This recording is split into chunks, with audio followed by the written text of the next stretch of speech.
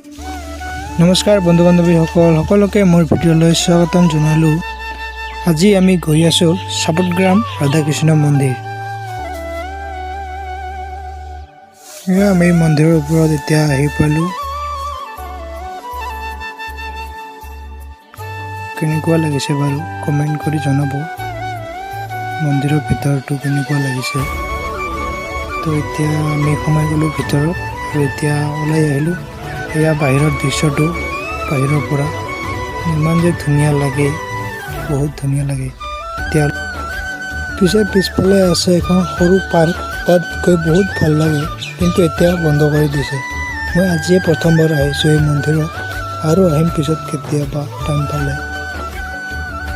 এইখনে মোৰ হ'ব ইউটিউবৰ প্ৰথম ভিডিঅ'। আজি কেনেকুৱা হৈছে সকলোৱে কমেণ্ট কৰি জনাব, ভাল হৈছে নে বেয়া হৈছে, আৰু লাইক শ্বেয়াৰ ছাবস্ক্ৰাইব সকলোৱে কৰিব, শ্বেয়াৰ কৰিবলৈ নাপাহৰিব।